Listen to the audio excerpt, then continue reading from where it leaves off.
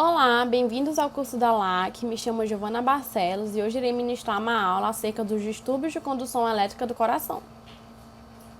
Os distúrbios de condução elétrica do coração representam uma perturbação da eletrofisiologia que altera os traçados do eletrocardiograma.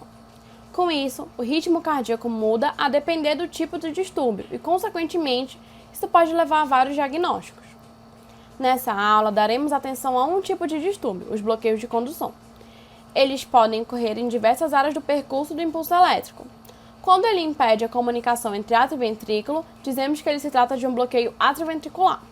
Essa patologia é dividida em bloqueio atrioventricular de primeiro grau, segundo grau e terceiro grau. Já quando o defeito ocorre na comunicação entre ventrículo direito e ventrículo esquerdo, chamamos de bloqueios intraventriculares, que se dividem em bloqueio de ramo direito e bloqueio de ramo esquerdo. Falando acerca dos bloqueios atrioventriculares. Fazendo uma revisão da anatomia cardíaca.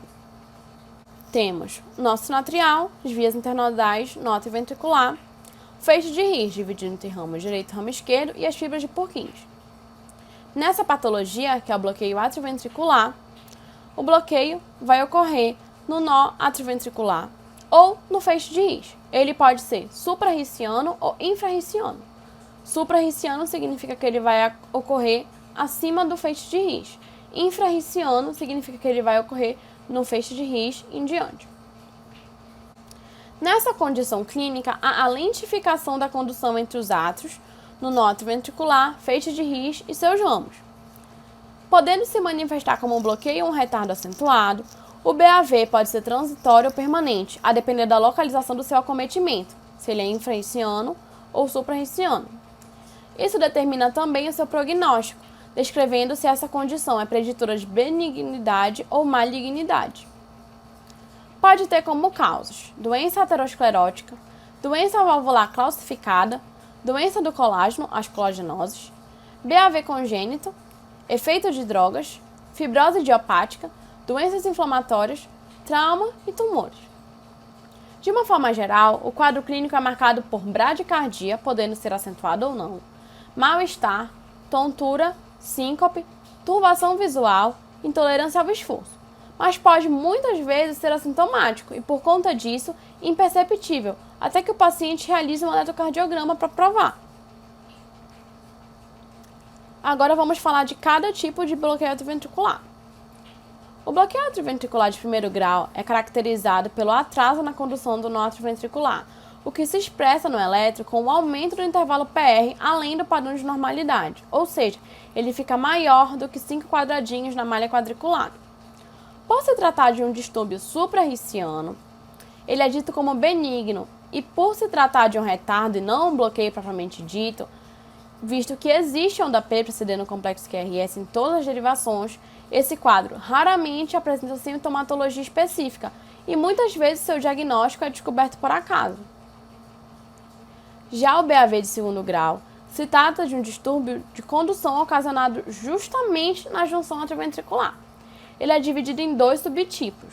O primeiro, que é chamado de MOBITS 1, que apresenta uma evolução lenta e gradual, de modo que o intervalo PR vai aumentando gradativamente até que em uma aumentação da P é bloqueada.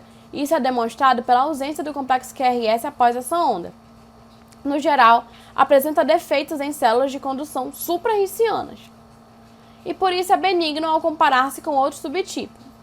Já o segundo, chamado de BAV de segundo grau MOBITS 2, apresenta uma evolução súbita em que o traçado eletrocardiográfico representa ondas P espaçadas igualmente e não necessariamente com aumento do intervalo PR, até que em um determinado momento ocorre o bloqueio da onda P e o complexo QRS daquele segmento de onda não se torna visível. Essa patologia tende a ser maligna e mais sintomática que as ditas anteriormente.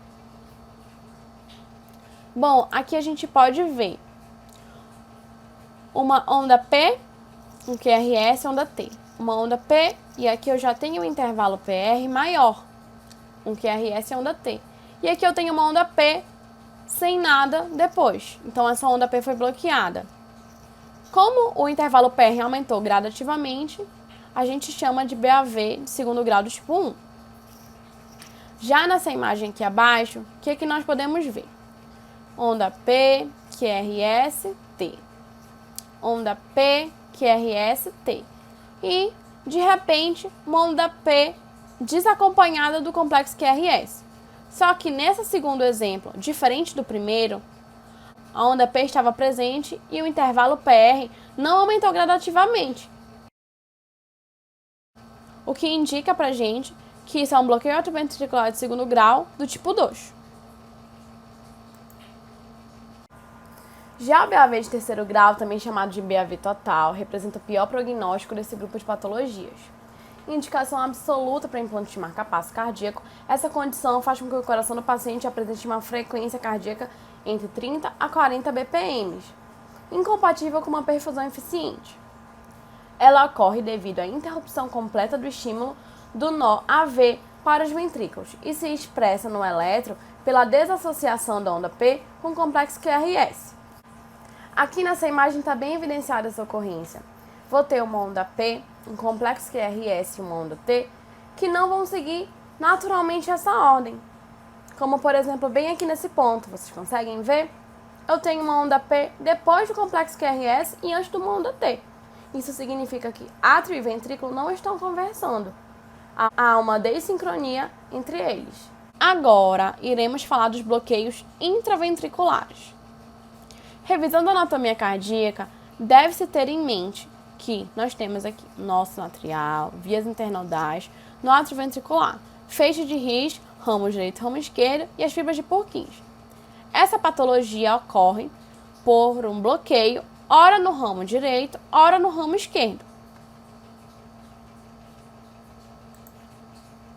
Falando primeiramente do bloqueio do ramo direito.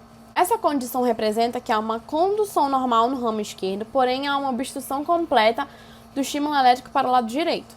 No entanto, o lado direito não fica paralisado. Uma vez que o lado esquerdo é despolarizado, miócitos, devido à particularidade que o músculo cardíaco tem de ser um síntese funcional, despolarizam o ventrículo direito pela transmissão da energia célula a célula.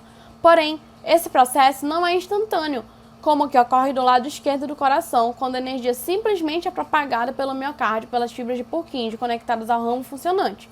E isso faz com que tenhamos no eletrocardiograma uma despolarização aberrante, tardia, demonstrando atraso pela diferença da forma com que essa energia foi conduzida.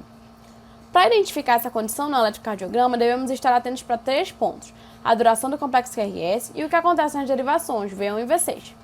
Quando há um bloqueio, seja ele de ramo direito ou esquerdo, o QRS dura mais que 0,12 segundos. Essa é a demonstração do atraso que ocorreu devido à despolarização tardia do ventrículo do ramo acometido. Agora, com relação ao bloqueio do ramo direito, em V1, vamos encontrar uma onda R alargada. Já em V6, encontraremos o alargamento da onda S. Essa condição é comum em pacientes que apresentam cardiopatia chagásica, febre reumática, hipertensão arterial, coronariopatias. Pode ocorrer também pós-infarto agudo do miocárdio, destacando um prognóstico desfavorável. No entanto, pode surgir de forma idiopática e por isso sugere que essa condição nem sempre é patológica.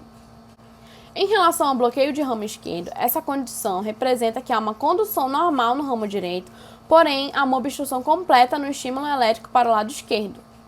Da mesma forma que ocorre no BRD, há uma despolarização tardia do ventrículo esquerdo devido ao atraso da chegada da condução elétrica trazida pelos miócitos. Eu chamo a atenção novamente para os mesmos 3 pontos: a duração do complexo QRS, que nesse caso já sabemos que vai durar mais que 0,12 segundos, que isso dá 3 quadradinhos, e o que acontece nas derivações de V1 e V6.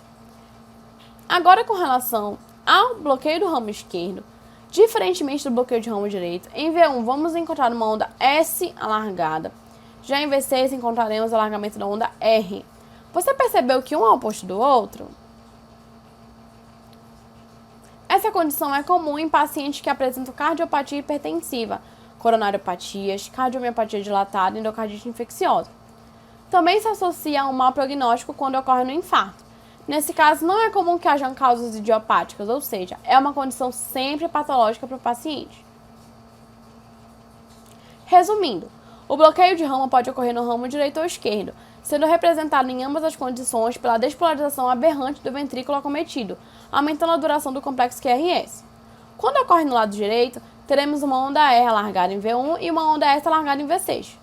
Quando ocorre do lado esquerdo, o achado eletrocardiográfico é uma onda S alargada em V1 e uma onda R alargada em V6.